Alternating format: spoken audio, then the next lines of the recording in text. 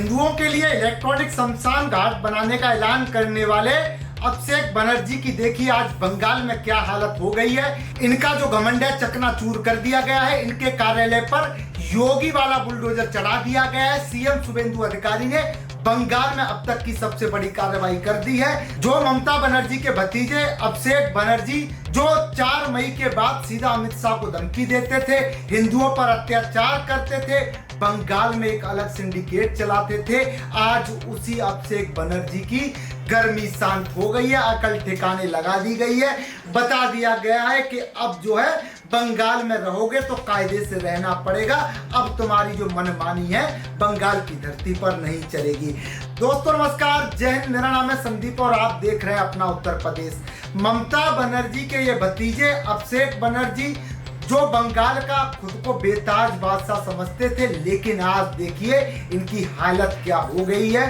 देखिए अभिषेक बनर्जी का भी वही हाल हुआ जो बंगाल में बाकी नेताओं का हो रहा है। हुमायूं कबीर शुभेंदु अधिकारी के सामने हाथ जोड़कर माफी मांग रहा है, गिड़गिड़ा रहा है। कभी भी जो बाबरी बन रही थी वो टूट सकती है। जहांगीर खान जो जेल में अब चक्की चला रहा है। सायोनी घोष का क्या हुआ, महुआ मोइत्रा इस कार्रवाई पर रोने लगी। ममता दीदी भी कह रही भैया कि अब तो हमारे ऊपर अत्याचार हो रहा है, लेकिन अब इनके जुर्मों का, इनके कर्मों का हिसाब हो रहा है। ये खास रिपोर्ट देखिए कैसे बंगाल की धरती पर शुभेंदु अधिकारी ने योगी वाले एक्शन में अभिषेक बनर्जी की गर्मी शांत कर दी है। कैसे इनका जो कार्यालय है अब वो मिट्टी में मिला दिया गया है।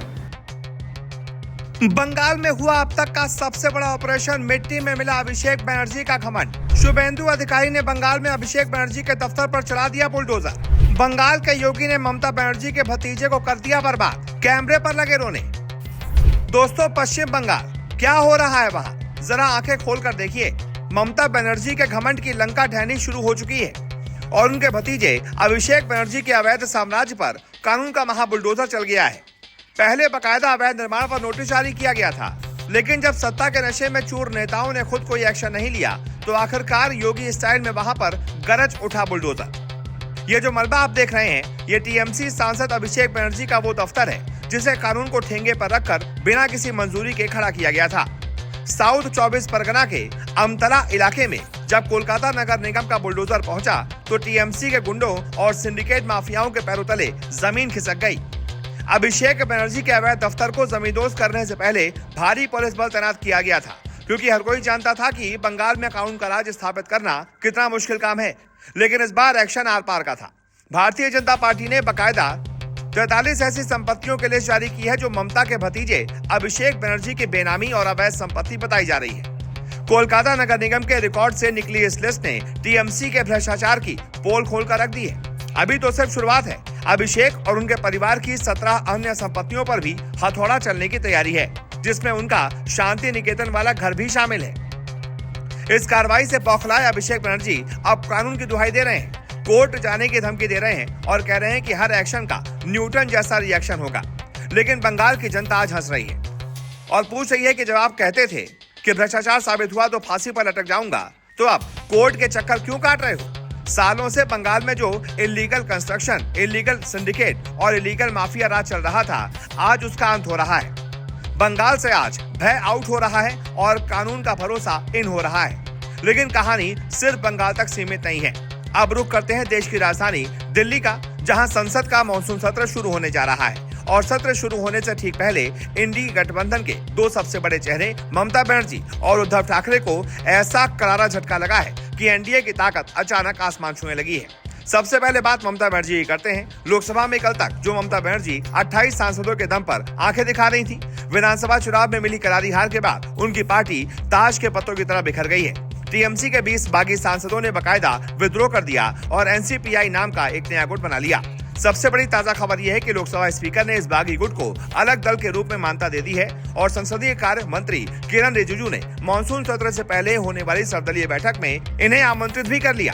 आप गणित समझिए, लोकसभा में सुदीप बंदोपाध्याय इस नए गुट के नेता होंगे और काकोली घोष मुख्य सचेतक होंगी।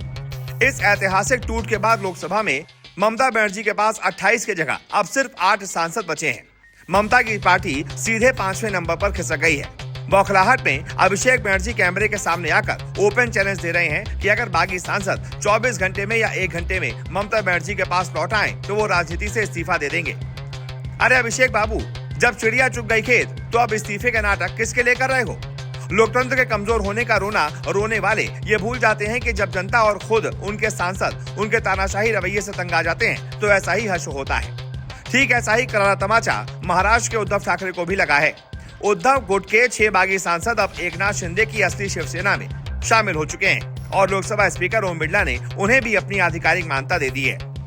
इस फैसले के बाद शिंदे गुट के सांसदों की संख्या बढ़कर 13 हो गई है, जबकि मातोश्री में बैठकर राजनीति करने वाले उद्धव ठाकरे के पास अब सिर्फ 3 सांसद बचे हैं। उद्धव और ममता दोनों के पैरों तले से सियासी जमीन पूरी तरह से खिसक चुकी है। इन सब के बीच सियासी गलियारों में एक और सबसे बड़ा धमाका होने की अटकलें तेज हैं। चर्चा है कि क्या मराठा क्षत्र पर शरद पवार भी अब विपक्षी गठबंधन का साथ छोड़कर एनडीए में शामिल होने जा रहे हैं।